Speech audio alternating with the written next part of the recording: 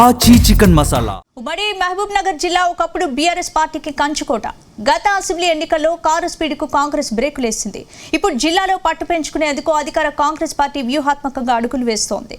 గత కొన్ని రోజులుగా ముఖ్యమంత్రి మంత్రుల వరుస పర్యటనలు, కోట్ల రూపాయల అభివృద్ధి పనులకు శంకుస్థాపనలు, ప్రారంభోత్సవాలతో హోరెత్తిస్తున్నారు. ఇవన్నీ కేవలం అభివృద్ధికే పరిమితమా, లేక వచ్చే ఎన్నికలను దృష్టిలో పెట్టుకున్న రాజకీయ ఎత్తుగడ? ఇప్పుడు పాలమూరు జిల్లాలో సీఎం మంత్రుల టూర్పై పొలిటికల్ సర్కిల్లో హాట్ చర్చ జరుగుతోందా?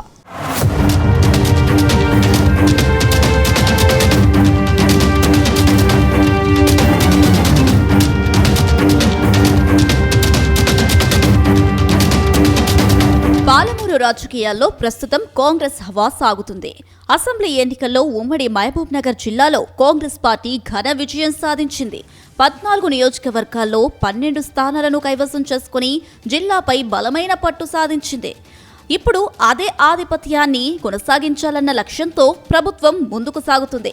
గత కొద్ది రోజులుగా ముఖ్యమంత్రి రేవంత్ రెడ్డి, పలువురు మంత్రులు వరుసగా ఉమ్మడి జిల్లాలో పర్యటిస్తున్నారు. జిల్లాలో సాగునీటి ప్రాజెక్టులు, రోడ్లు, విద్య, వైద్యం, తాగునీటి పథకాలు, పరిశ్రమలు, దేవాలయాల అభివృద్ధి వంటి అనేక కార్యక్రమాలకు శంకుస్థాపనలు, ప్రారంభోత్సవాలు నిర్వహిస్తున్నారు. ఈ పర్యటనలలో అభివృద్ధి కార్యక్రమాలతో పాటు ప్రజలతో ప్రత్యక్షంగా మమేకమవుతూ ప్రభుత్వంపై నమ్మకాన్ని పెంచే ప్రయత్నం కూడా కనిపిస్తుంది. అయితే ముఖ్యమంత్రి, మంత్రుల వరుస పర్యటనల వెనుక బలమైన పొలిటికల్ ఎజెండా ఉందని పొలిటికల్ సర్కిల్స్ లో జోరుగా ప్రచారం సాగుతుంది. 2029 ఎన్నికల్లో మరోసారి సత్తా చాటేందుకే CM Revanth Palamuru special focus పెట్టారని కాంగ్రెస్ వర్గాలు అంటున్నాయి.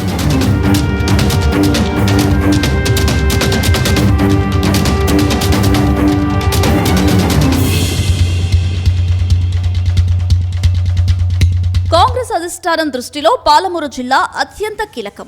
ఎందుకంటే తెలంగాణ రాజకీయాల్లో దక్షిణ తెలంగాణకు గేట్ వేగా ఉన్న ఈ ప్రాంతంలో బలంగా ఉంటే రాష్ట్ర రాజకీయాల్లోనూ ప్రభావం చూపవచ్చన్న అంచనాలు ఉన్నాయి.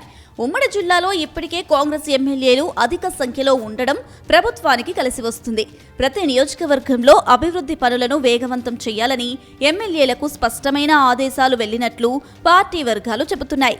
అభివృద్ధి పనులు వేగంగా పూర్తి చేస్తే ప్రజల్లో సానుకూల అభిప్రాయం ఏర్పడుతుందని, అదే భవిష్యత్ ఎన్నికల్లో లభిస్తుందని కాంగ్రెస్ భావిస్తుంది.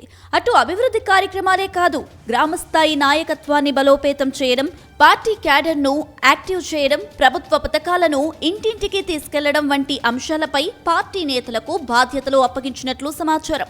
మరోవైపు ప్రతిపక్ష బీఆర్ఎస్, బీజేపీ కూడా కాంగ్రెస్ వ్యూహాలను నిశితంగా గమనిస్తున్నాయి. అభివృద్ధి పేరుతో రాజకీయ ప్రచారం జరుగుతుందని ప్రతిపక్షాలు ఆరోపిస్తున్నాయి. అయితే ప్రజలకు ఇచ్చిన హామీలను అమలు చేయడమే తమ లక్ష్యమని కాంగ్రెస్ నేతలు చెబుతున్నారు.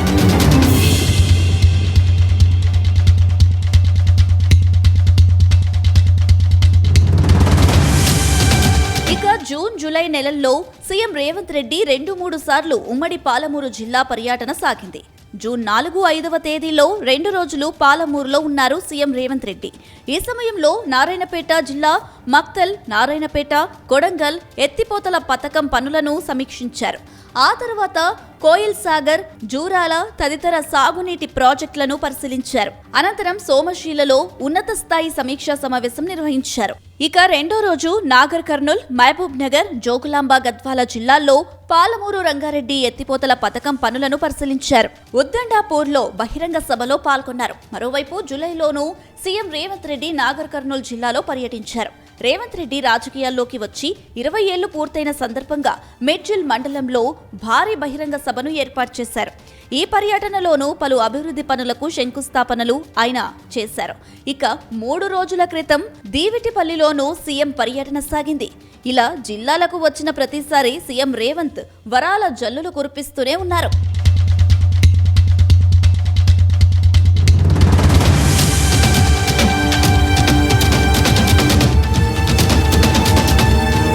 ప్రస్తుతం పాలమూరు జిల్లాలో సాగునీటి ప్రాజెక్టులు, పారిశ్రామిక అభివృద్ధి, ఉపాధి అవకాశాలు, సాగునీటి సమస్యలు, రోడ్ల నిర్మాణం ఇవన్నీ ప్రజలకు అత్యంత కీలక అంశాలు.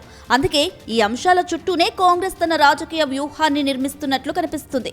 రాష్ట్ర రాజకీయాల్లో పాలమూరు జిల్లా ప్రభావం ఎప్పుడూ ప్రత్యేకమే. గతంలో ఇక్కడ బలంగా ఉన్న పార్టీలే రాష్ట్ర రాజకీయాల్లోనూ ప్రభావం చూపిన సందర్భాలు ఉన్నాయి. అందుకే ఈ ప్రాంతంపై అన్ని రాజకీయ పార్టీల దృష్టి ఉంటుంది.